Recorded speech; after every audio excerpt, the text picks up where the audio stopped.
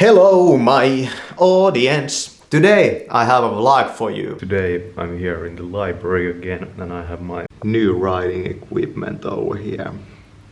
the Leimi A pen.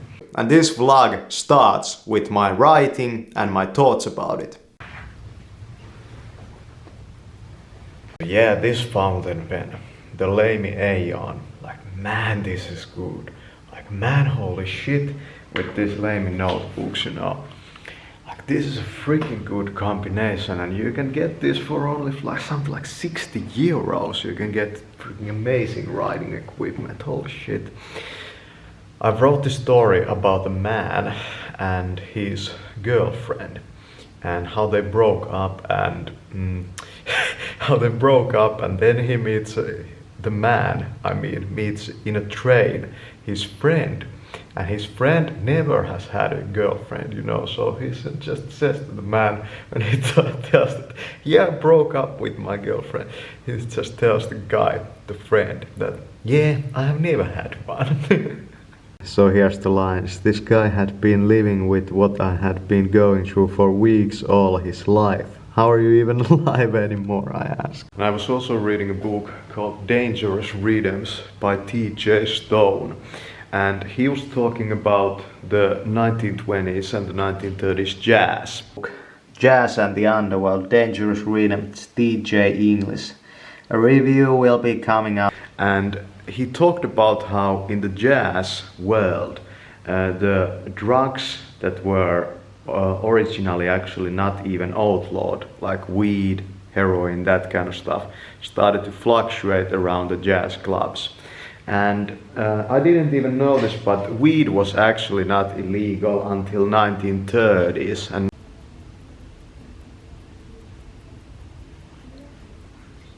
so yeah, that's kind of the last idea, the pink executioner. That's pretty funny. That's pretty funny. You know, I get a lot of ideas, but many of those will never be kind of executed, so to say. And we have a lot of subjects that I talk next in this video. These include things like ufology, Timothy Good's books, states of consciousness, so stay tuned for more of this awesome stuff. It's a very nice day to film some videos.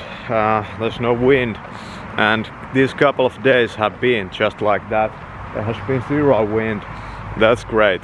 When you go out, you should go out with style, man. When you go out, you should go out with freaking style, man. You know, what people are really doing is that they are plugging their ears and screaming at the same time. You know, that's like the modern human being for you in driving his shitty cars, you know. And I should start screaming at these fuckers, you know. But you know, I feel that I'm kind of trigger happy today. Do you know that term? It means that you are kind of overly sensitive to pull the fucking trigger, you know. So yeah, the fountain pen was really good and it was a really good option and a choice to make. So now, and you know, the Black Friday is just over here. Have you saved up any money for the Black Friday sales? I haven't. Almost nothing. You know, I haven't prepared for the Black Friday. So, that's fine. I'm gonna figure something out. I always do. You know, the Black Friday is the time of the mafia because it's so convenient to get in debt during the Black Friday. Some people live in this way, you know, they live in their means and, you know, always say to you that don't get in debt, don't get in debt.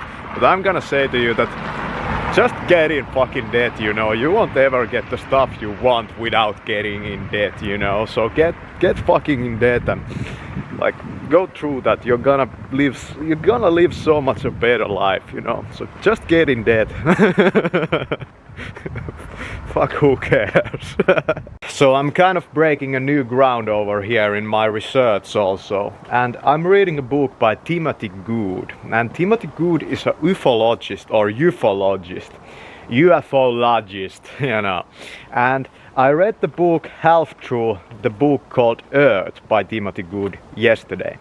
And it's a very kind of interesting book. He like makes a claim that extraterrestrial beings have been amongst us from the 1960s, and the higher ups, you know, have known about this from that time on.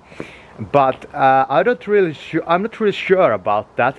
But then it talks about all the kind of unidentified flying object, you know, that things that have happened, you know, in America, and what they were kind of confirmed as, you know. Some were Soviet airplanes and, you know, this kind of stuff. But there's some insane stories in that book, and when I read that book, you know, I kind of went into another type of state of consciousness. It kind of felt that my hands, and it kind of felt that I was not myself at all, you know, kind of like just being, you know, this weird thing, you know, kind of like being high on fucking weed, you know. but different, you know. That book has some kind of weird, there's those stories, there's something to it, you know. But I believe that most of those, like, pretty visual, you know, UFO and extraterrestrial experiences, they are kind of mind-based, and kind of because what I gathered from my own findings when I did the dream research stuff was that the extraterrestrials, they kind of exist in the dream realm and like the psychological realm of the human mind. So they are kind of intrapsychic phenomena. That's the term I invented and coined then when I was looking into and researching this through my own experience. Yeah, I saw, you know, in my dream states, you know, I saw, you know, huge alien spacecraft and this kind of stuff. And as the guy said, you know, in that book, you know, they can make themselves, you know, invisible, and they can also use gravity in a way that makes them able to, for example, maneuver their ships around, you know, with so much force that it wouldn't be like possible, like you would say, with natural gravity. So they can also control gravity. Who knows about these things? But man, that fucking writer, if nothing else, you know, has fucking imagination. That's what I love about the ufologists, you know. They kind of, you know, open your mind to like the possibilities of like what is out there, you know. I like that. There's also beautiful shots out of lights and this kind of business. Look at this table over here. It's very nice and interesting, you know, pattern on it. I thought that I might be able to use this in my photography art in some way.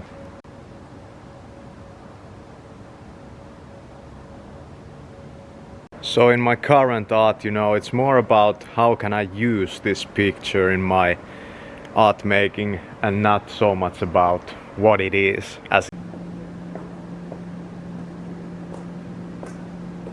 No stars in the sky tonight.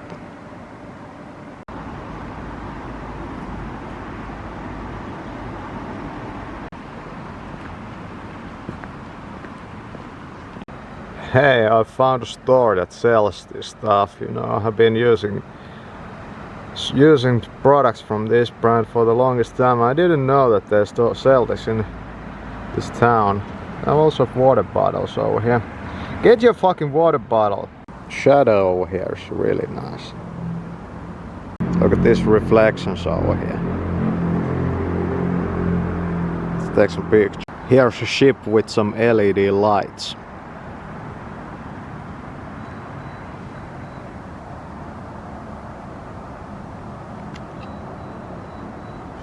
Style camera work, my man.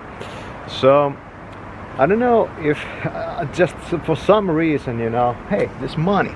I found 50 cents. I have said this to you in the past, that the money that you kind of give to charity and this kind of stuff, it will always kind of find its way back to you in some way. And one of the things about charitable giving, by the way, I started to just think about that from that coin, is that it kind of makes you feel yourself that you have enough, you know. that you don't leave yourself in this kind of mode of like lacking something. And I feel that that's one of the best reasons that you should do some, you know, charity once in a while. And it's kind of funny also that because I have been a stoner, you know, in my past. And for example, there, you know, went two guys, and they weren't smoking, you know, weed. But after they walked past, you know, I realized that either one of those or both of those guys are stoners, you know, because it just leaves, you know, this kind of a little smell, you know, in your clothes and that kind of stuff. So if you are a stoner in a country where you don't want to get caught, have special clothes that you use for, you know, smoking weed, and then have you know, clothes that you don't use to smoke weed. That's one of the best ways to like kind of avoid smelling like weed. And then you can also use a vaporizer if you're really like paranoid and that kind of stuff. I used to be the paranoid stoner actually. Yeah, I was the paranoid stoner. I believe that it's kind of related to your basic mental health, but yeah, the weed you get in Finland is kind of bomb, you know, like bomb. I mean, it's kind of hits you fucking hard, and yeah, it's probably very different, you know, in America where you can pick and choose. Some stoners though in this country, you know, are very careless. And yeah, the cops nowadays, they don't really care about if you smoke weed too much. Maybe if you kind of go with a huge bong in front of a cop, you know, in front of the police station and start smoking weed, you know, all day, maybe they might, you know, do something about it. But usually the cops, you know, they don't really care about, you know, individual drug users. And the drug police work, by the way, is pretty much the same as, you know, working in the sewers maybe. People don't really, you know, see you doing it most of the time. So it's one of those things that goes on all the time, but nobody kind of sees it, you know. That's how it has been made, you know. So the law-abiding citizens, you know, drink their blue booze, you know, can, you know, live peacefully. Oh, you see that? My fuck, man. There's a fire over here. You know, I remember this old YouTube video. It was something like look up from your phone, and it was, you know, this sentimental, you know, thing about like not using your smartphone all the time. And I guess it kind of affected me. I don't know. Nowadays I don't use my smartphone at all. That wasn't probably the trigger to make me stop using smartphones. Actually, when I was a stoner, I just, you know, became so reclusive that I just started hating, you know, smartphones. And I started, you know, if you are a stoner, you kind of realize that the surveillance machine that is going on. So that's today. What can I say about it? The world doesn't change. At least not in one day, not in 1 week, not in 1 year, maybe not in a decade. But in a century, you know, the world fucking changes. I love this trail over here.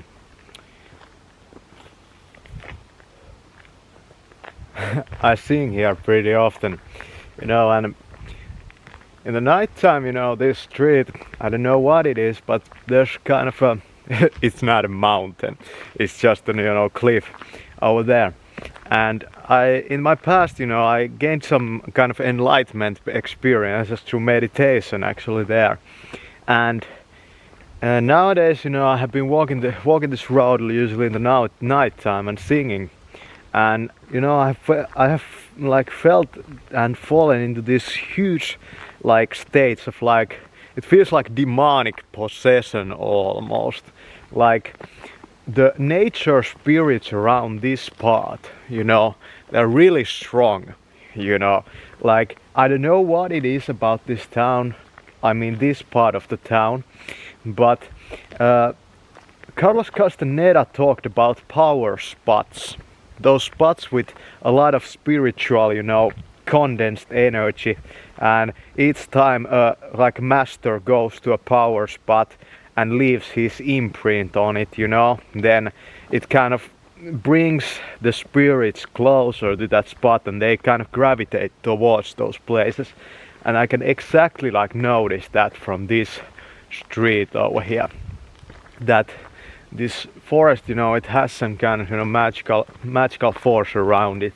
And you know, I'm not a scientific thinker. You probably like noticed that already about me. I'm not your scientific thinker, but I'm nothing really against science, but it's not just my worldview either, you know. I'm kind of weird. That's fine. Look at the light over here. That's cool. Hear the silence over here.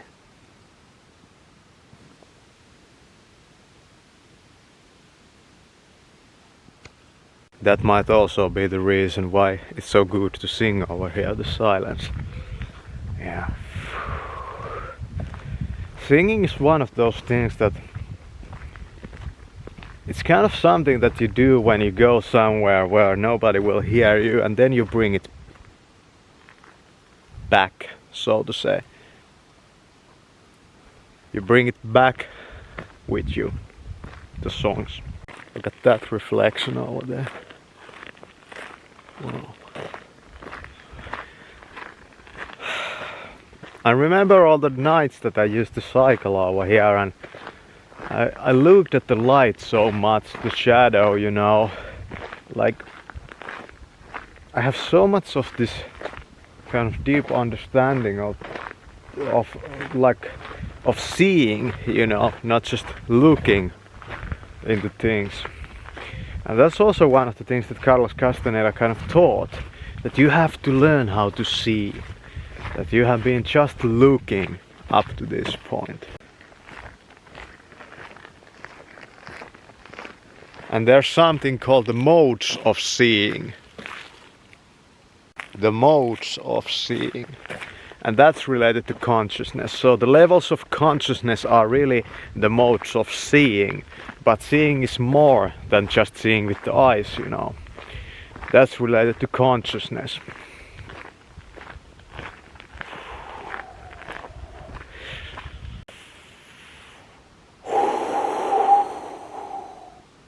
And breathing is one of those things that kind of increases your state of consciousness, you know. Because you have to understand that dead men and women, they don't breathe at all.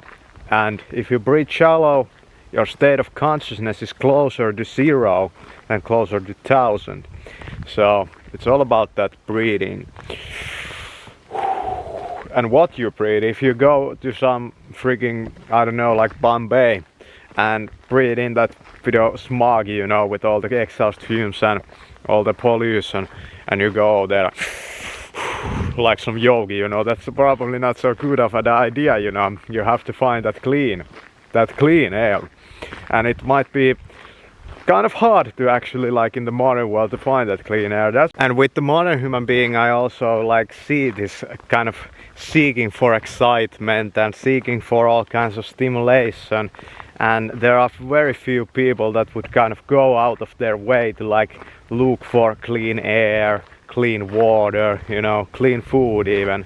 Like usually people don't even seek this kind of stuff. They're not interested in that, you know.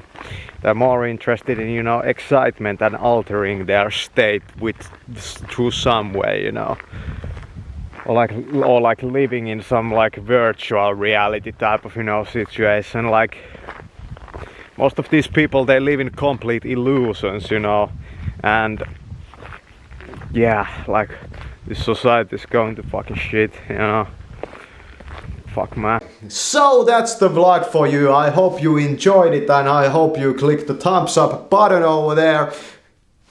Click the thumbs up button, and click the subscribe button over here, and click all the buttons over here, and let's make this channel, you know, explode with freaking fans, you know. Thanks for watching. Yeah, my life is not amazing yet, you know. At some point, you know, maybe you will see vlogs out of me, you know, at fucking dinners with like you know, like like multi-millionaire fashion models or something like that. Maybe at some point, you know, but that's not, you know, my like current life at the moment. Maybe at some point. So thanks for watching this vlog.